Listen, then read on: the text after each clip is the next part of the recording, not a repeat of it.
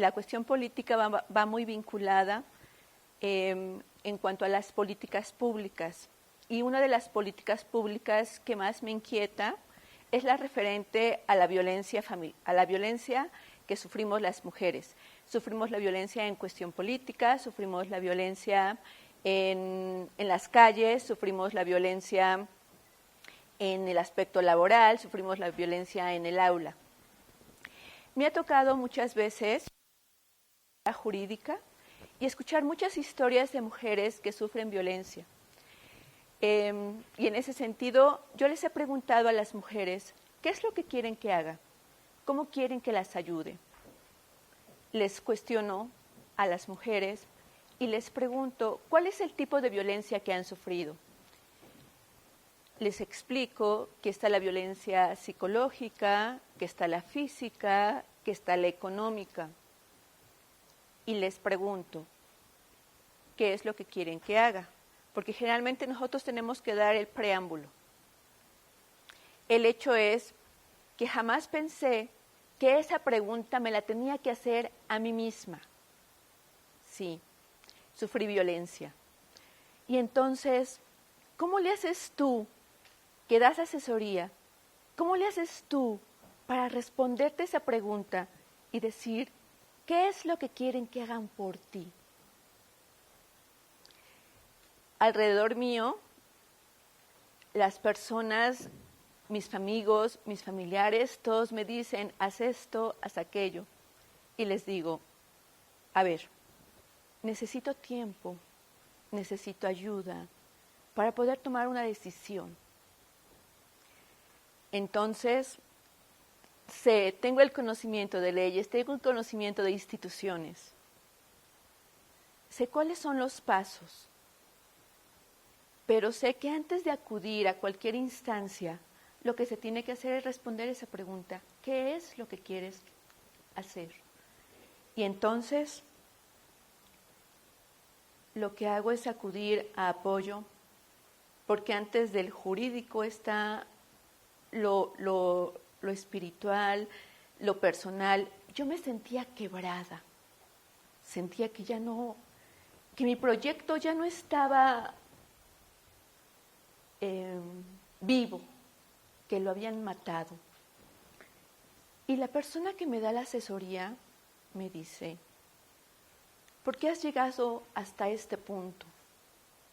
Yo también me hago esa pregunta, ¿cómo he llegado hasta este punto cuando sé todas las cuestiones que van pasando? Cuando sé que la violencia es una bola pequeñita que va creciendo. No se detiene.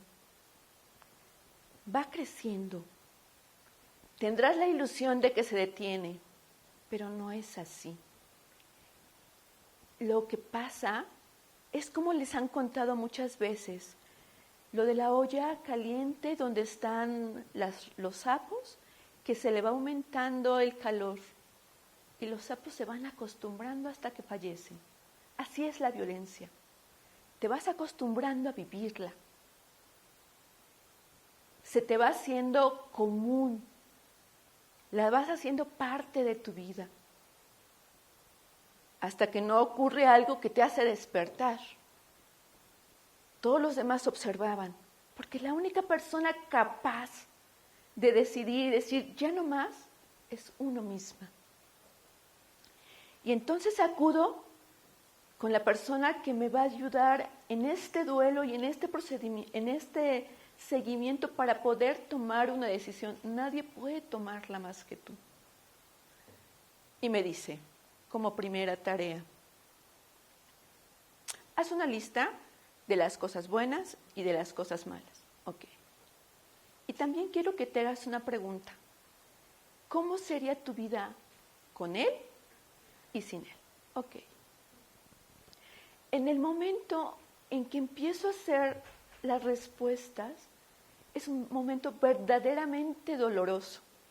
Porque sí, que ciertamente había cosas buenas, pero había más malas. Una vez que regreso con la tarea, me dice, ¿cómo te fue? Bien, ya tengo una decisión.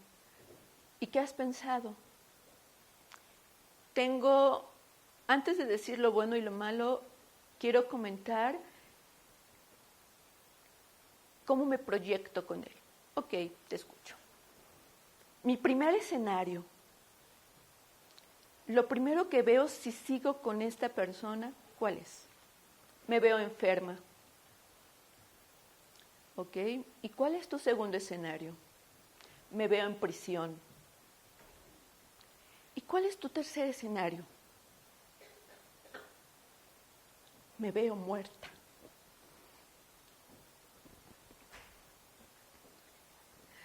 La persona me escucha y le digo, ya sé lo que quiero. Yo no puedo continuar más. Humanamente he hecho todo lo que he podido hacer. No es mi lucha.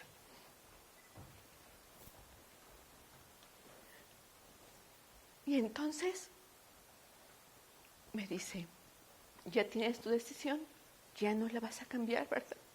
No. No por mí, ni por mis hijos. Y más porque hay muchas personas implicadas. Hay muchos que están detenidos diciendo, nos esperamos a saber cuál es tu decisión. En el momento que la comparto, todos dicen, bien. Entonces hablo con él y le digo, he tomado esta decisión, nos vamos a divorciar. Y como sé todos los procedimientos y sé que se podría conflictuar, porque podría hacerlo, pero sé que al conflictuarlo, nuevamente tendría que salir a flote todo lo vivido. Y yo ya quería dejarlo atrás.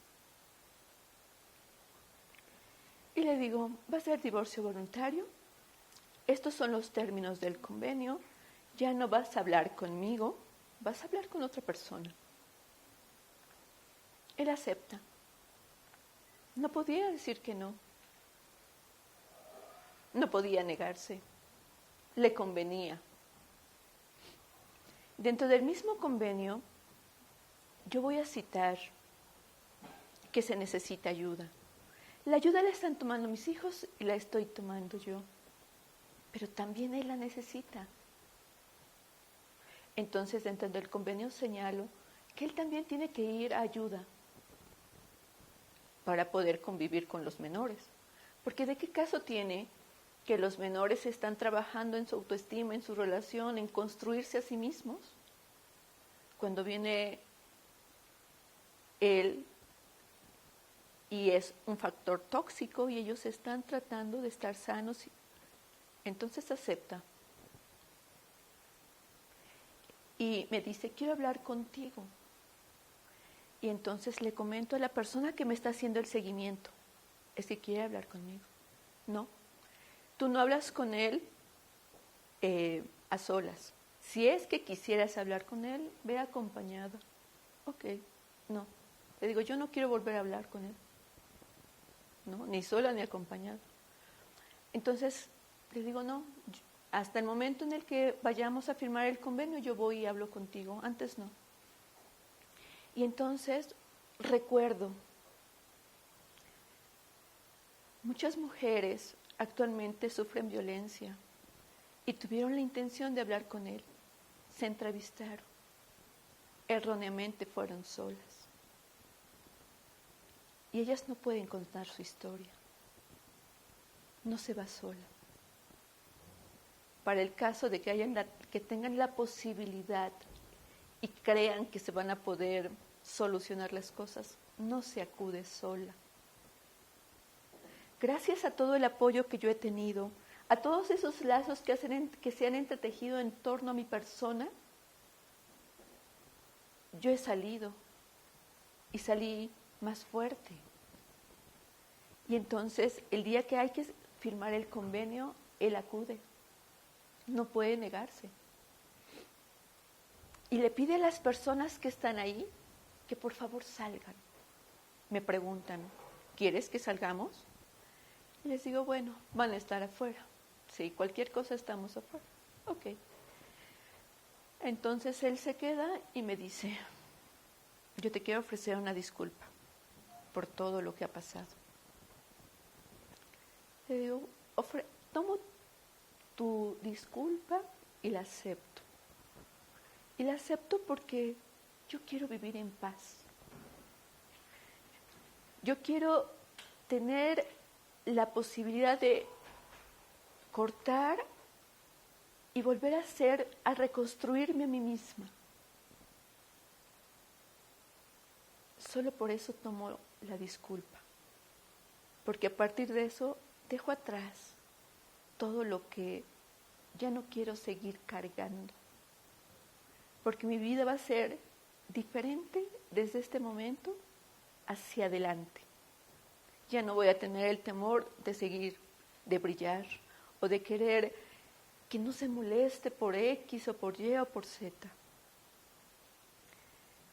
En el matrimonio la intención es crecer juntos. Luché por eso. Porque quería que creciera junto conmigo. Pero a veces sucede que más bien era una competencia. Y entonces, para que no hubiese conflicto, dejaba de brillar para que él lo hiciera. Y llegó un momento en el que yo misma me fui desdibujando. Y dije, ya no más. Tuvo que pasar un hecho fuerte como para poner el freno. Pero esa decisión no la tomé de manera abrupta. Me tomé mi tiempo. Y este tiempo que me tomé no lo tomé sola. Había muchas personas, había muchos factores que estaban conmigo. Las mujeres sufrimos violencia y la sufrimos de todos lados y a veces no lo decimos. Porque ¿qué van a decir si yo digo que sufro violencia? Que soy débil, que no puedo, que no me quiero. A las mujeres que acudían conmigo a asesoría, yo les preguntaba, ¿tienes conocimientos? ¿Tienes algún bien? ¿Tienes personas que te apoyen? ¿Tienes ingresos? Porque son de los factores que hacen muchas veces que haya dependencia. Y entonces, cuando yo me vi dentro de la violencia, dije, ¿pero por qué? Si tengo conocimientos, si tengo ingresos, si tengo un inmueble, si tengo muchas personas junto a mí. Porque hay una construcción social también que te dice, aguanta. La persona que me siguió y me acompañó en este proceso me decía, ¿y por qué hasta este momento? Y yo le decía, porque tenía como proyecto mi familia y la vas a seguir teniendo. Y la vas a seguir teniendo y ahora en paz. Y dije, sí, pero yo la quería toda junta sobre un techo. Y me decía, pero eso no está bien. Ese tenerlos ahí es obligar a alguien a que esté cuando no quiere. Y entonces no hay crecimiento. Y cuando comienzo a socializar y dicen, ¿divorciarte? Sí. Pero ya estaba segura, entonces no importaba lo que me dijeran. Yo ya sabía cuál era mi objetivo. Yo ya había tenido mi duelo. Yo ya había dicho hacia adelante. Y puedo contar mi historia. Y la intención es que muchas mujeres que vivan la violencia tengan la capacidad de reflexionar y decir qué es lo que quieren para ellas mismas, para ustedes, cómo se proyectan. Yo proyecté mis escenarios y ninguno era bueno. Hay mujeres que no tienen la oportunidad y lo vemos cada día. Encontrada muerta, encontrada muerta, encontrada muerta. Y más bien no es muerta, es privada de la vida, porque alguien hizo eso. Entonces la invitación es, dentro de las decisiones más importantes de la vida, es estudiar qué carrera van a estudiar, a qué se van a dedicar. Y la otra, muy importante, es a quién van a elegir para que esté junto a ustedes. a alguien que los va a ayudar a crecer o a alguien que los va a frenar y que en algún momento van a tener que dejar, porque ustedes están destinadas y destinados a volar, a seguir tejiendo lazos, porque para eso estamos, para tejer lazos, para crecer. Hombres y mujeres nacimos para ser felices, no para ser un obstáculo unos contra otros. Entonces, cuando hablamos de la violencia, también hay que hablar de todos los factores y de que ciertamente las políticas públicas y la cuestión política tiene que estar inmersa. Y no solo somos nosotras, también son ellos. Y si queremos una buena relación, hay que trabajarla entre los dos. ¿Y desde dónde se trabaja? Desde el noviazgo. Y si queremos trabajar y erradicar esta violencia, hay que sumar a mujeres y a hombres, porque estamos implicados. ¿Y cómo hacerlo? Hay que tejer lazos, muchos lazos, porque en algún momento son los que te van a atenuar, son los que te van a ayudar, son los que nuevamente te van a catapultar hacia tus sueños. Gracias.